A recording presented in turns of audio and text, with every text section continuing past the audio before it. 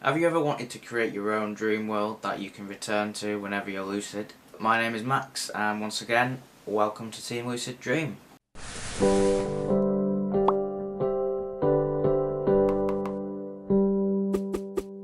Okay, so about 3 years ago, I used to frequently Dream Views forums, and there was a topic on there discussing if it was possible to create your own lucid dream world that you could essentially revisit every time you became lucid. Now, I thought this was a really interesting concept, and at this point I would say I wasn't a beginner at lucid dreaming, but I wasn't a pro at it either. So I thought this would be a really interesting thing to try. I started off by drawing out a few ideas, or writing down a few ideas of places that I would like to exist in my dream world. I didn't want to create it all consciously, if you know what I mean. I kind of wanted to go to the dream world and let it manifest itself as well. So I designed some of it, but I let my subconscious design some of it as well. The plan was to create a simple place to begin with. I didn't want to create like a massive city because I figured that would be really difficult to recreate exactly every time I went into the dream, because obviously there's a lot of detail there. So I decided to start off with like a little beach area. I figured that would be pretty simple for my brain to recreate. In order to get to this place, I decided that what I'd have to do is I'd have to be dreaming and get lucid, and I would walk through a door in order to transport myself into this dream world. After a few nights, I eventually became lucid. I was in this building that was really dull, and all the colours were washed out and everybody looked the same, and it felt really dreary and horrible. And I noticed there was a dream character there that looked different from everybody else. She stood out from everything, and that kind of sparks off lucidity, and I realised that it was a dream. So I followed this dream character because I figured she was somehow involved in getting me into my dream world. Like, she showed me a few doors, and I realised, oh yeah, I have to go through a door in order to get to my dream world. So she led me to doors, and every time I went through, I'd just end up in another room. So I kind of got a bit annoyed, you know, kind of thought it wasn't working, but she kept telling me, no, keep trying, and I did, and eventually I opened the door, and I was hit by this massive wave of heat in this like blinding bright light. And as I walked out, I realised I was on this beach that I'd created. A lot of things were different than what I pictured, but I didn't really care. I was just amazed that I was there. I could say it was incredibly hot because I was on this tropical beach.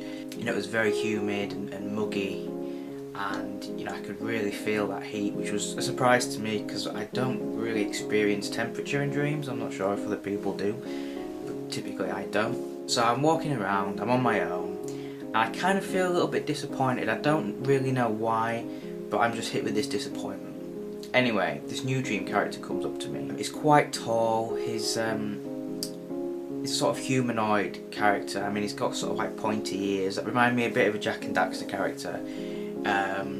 He's probably like in his late 40s, green beard, sort of slicked back green hair, and he comes up to me and he says to me, "This isn't quite what you were expecting, was it?" And I said, "No, not really." And he said, "Well, bear with me, I will sort things out for you the next time you come back to the dream."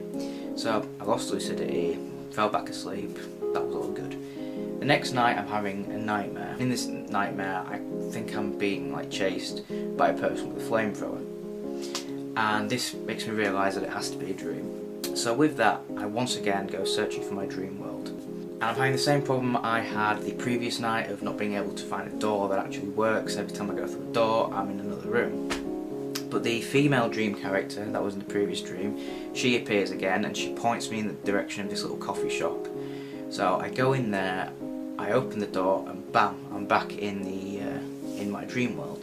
So I go through, and the sun is setting, the sky is this brilliant orange colour, and there are these big purple clouds that are quite low hanging just over the ocean. And I'm following this dream character. She's leading me again through this sort of beach, and there's sort of quite a bit of tropical jungle on the right side of that. I I'm suddenly sort of in this village, and she's leading me through all these little houses, and I'm, you know, just kind of taking in my surroundings and looking at everything. Anyway, we kind of get to the main bit of this village, and there are thousands of people on this beach, and they're all sort of wearing white tunics, and they're dancing around a fire, and they appear to be celebrating something. Anyway, the male dream character, the long-eared, green-haired guy, he's there, and he kind of calls me over. So I go over there, and I realise that in the space of one night, he has built me an entire village on this beach, and everybody here is here to celebrate the beginning of my dream world. So I have people congratulating me, I have people, you know, toasting me, and I feel really, really good because I feel like I'm being worshipped. But anyway, so yeah, this dream character, the male dream character, which I call the architect, because essentially he has built this dream world for me. You know, he's kind of, you know, smiling at me, and he doesn't say anything, but I know full well, you know, we doesn't need to say anything. Like we're both like, I don't know, it's hard to describe. It was such an amazing moment. Just kind of looked at each other. I knew he'd done all this for me. He knew I appreciated it. It was fantastic, and that was it. That was the beginning of my dream world, which I've called Eden, by the way. And that was it. That was how it all began. And since then, for the last 3 years, I've been working on it. I've discovered more places, and every time I go back there, it's usually the same dream characters are there. They remember the last time that I met them, and it's, you know, it's like life kind of goes on even though I'm not there. So there will be new things when I'm there. There might be some new characters who've moved in. I don't know, it's just amazing. It's amazing. It's something that like I say, I work on all the time, and something that I'm planning on creating an art book out of. So anyway, that's my experience of building a dream world. If you have a similar experience, or you want to start creating your own dream world, you know, leave some comments below, and yeah, I will see you in the next video.